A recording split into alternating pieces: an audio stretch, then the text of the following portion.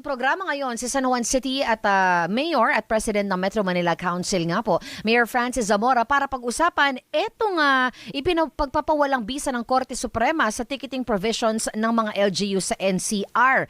Tungkol nga po sa ating mga traffic receipt. Kasama natin Mayor Francis Zamora. Mayor, magandang hapon po. Peter at Rica, inyong kasama. Welcome back, Mayor. Yes, magandang gabi, Peter at Rica. Maraming salamat po sa pag-imita sa Teleradyo Servicio.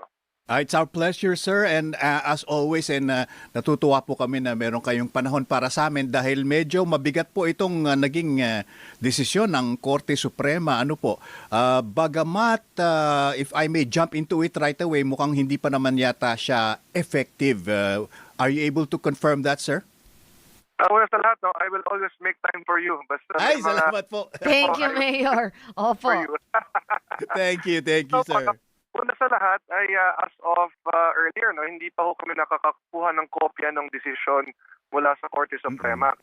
Ang mga impormasyon na meron kami ay base lamang sa balita. So, ang tanong ko ho dito, ito ho ba ay final and executory? Yeah. Now, if it is, of course, we will respect the wisdom of the Supreme Court. Ngayon, kung hindi pa ho, no, magpupulong po kasi ang Metro Manila Council next week. Papag-usapan namin ano ho bang pwedeng gawin ng mga LGUs. Maaari ho kami mag-file ng motion for reconsideration. So, kagabi ho, kausap ko rin si Chairman Don Artes at tinitingnan ho natin ang options. But if I may share, no, Opo.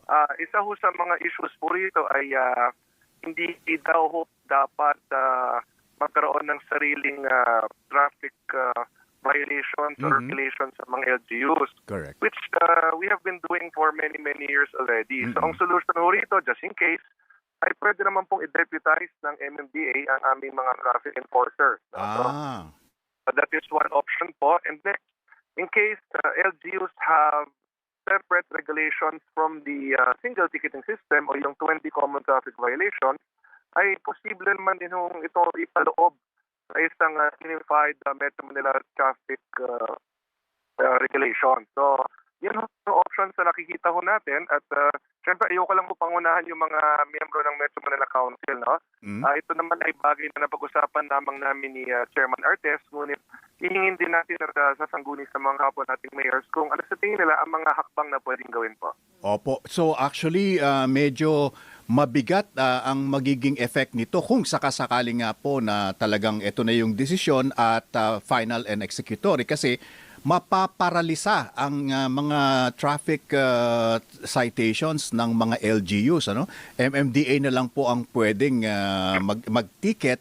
I guess it's also partly because Mayor Francis, nag-iiba-iba kasi yung mga ordinances and traffic rules and regulations sa ilang mga syudad. Oo. Yung unang binanggit po ninyo, no, allow me to share my thoughts.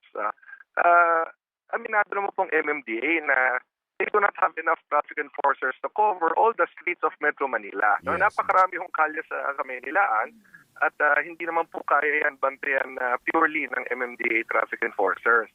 Kaya nga po nagtutulungan ng MMDA at mga LGUs, meron tayong mga local government units traffic enforcers na nag-handle sa mga city roads. Tapos ang MMDA naman po dito sa mga national roads.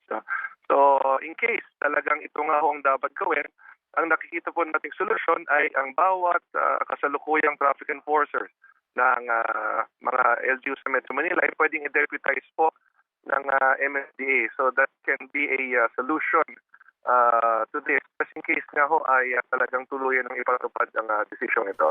Opo, Mayor, bilang kaliwanagan sa mga nanonood at nakikinig po sa atin, yung nangyari pong resolusyon ng Korte Suprema ngayon, ang MMDA, hawak nila yung mga major roads sa Metro Manila at yung mga kada syudad, yung kanya-kanyang LGU ay meron pa rin pong karapatan na mag-issue ng traffic violation. Tama po ba ito?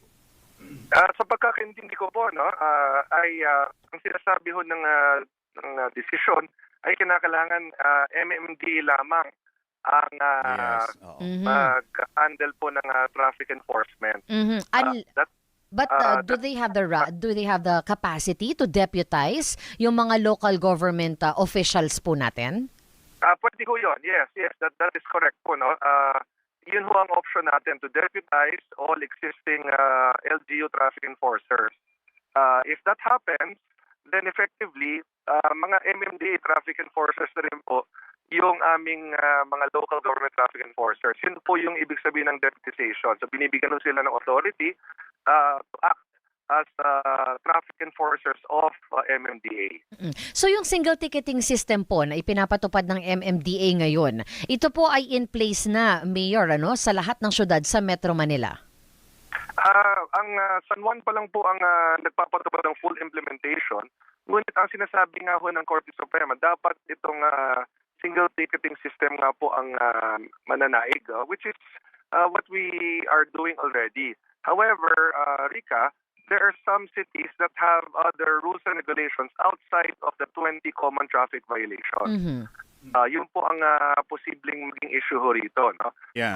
Halimbawa kami dito sa San Juan, yes, we are implementing the single ticketing system for the 20 common traffic violations. However, we have some violations that are not part of the 20. Halimbawa, yung pagsakop sa mga bike lanes. No? Hindi po yan sakop ng 20, ngunit kasalukuyan namin pinapatupad. So kung sabihin ng Korte Suprema, hindi na pwede ho yun, no? Then we just have to stick to the 20 common traffic violations. Yeah. Again, Peter and Rika, these are things that we have to discuss as a council.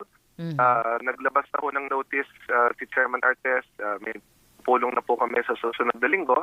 Una pulungin ni Chairman Artes yung mga heads po ng aming traffic and parking management offices so that we can somehow make an inventory of the individual rules and regulations ng mga LGUs pagdating po sa traffic management and see how we can harmonize. No? Pero para sa akin, malaki hakbang na meron ng single ticketing system. Posibleng palawakin na lang yung mga sakop na violations nito para nga ho talagang pare-parehas across Metro Manila. Opo. At dahil Mayor Francis, tayo po naririnig ngayon sa AM radio, di maraming mga motorista palagay ko kahit paano ang nakikinig.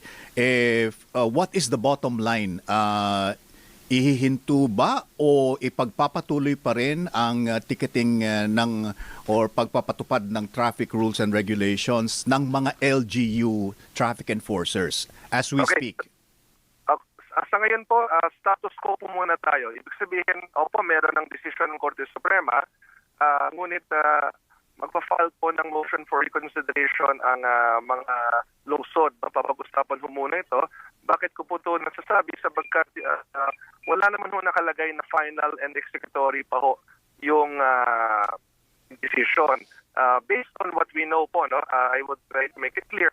Now, if the Supreme Court will clarify na indeed final and executory na ho yan, ay agad-agad naman po susunod po tayo sa decision. Siyempre, respetuhin po natin ang Supreme Court. I just don't have a copy yet po. I check kung dumating na ho ang kopya sa City Hall.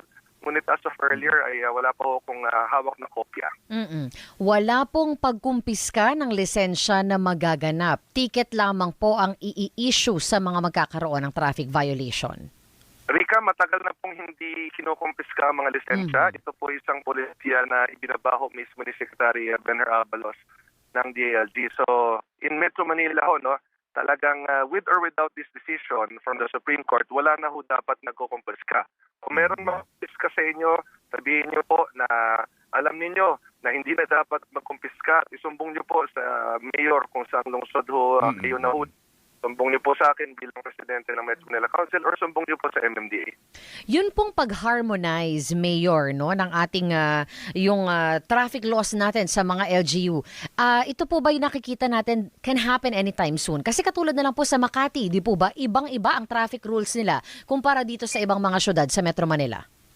Rika, nagawa po natin i-harmonize yung 20 common traffic violations. So, let's say yung overspeeding, the red light, yung pagpasok sa mga one-way or yung counterflow, I mean, going through a one-way street through a counterflow. So all of these are within the 20 common traffic violations already. Ngayon, halimbawa yung sa Makati po, yung meron silang pinapatupad mo na oras ng coding. Yan naman dahil sila po ang central business district ng ating bansa.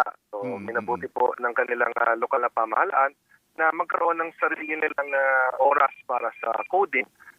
Now, if ever final and executory na po ito,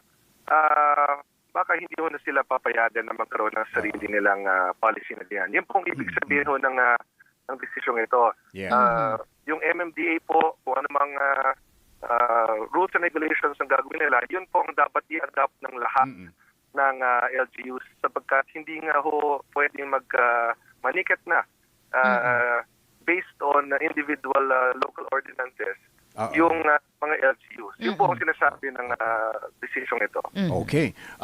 Mukhang may double whammy tayo dito, Mayor Francis. Nakasuspend pa rin yung NCAP. Tapos may bagong desisyon ng Supreme Court on the LGUs. Maraming salamat po, Mayor Francis. And I'm sure kung mamarapatin po ninyo, kukumustahin namin pagkatapos po ang inyong meeting. Ano po?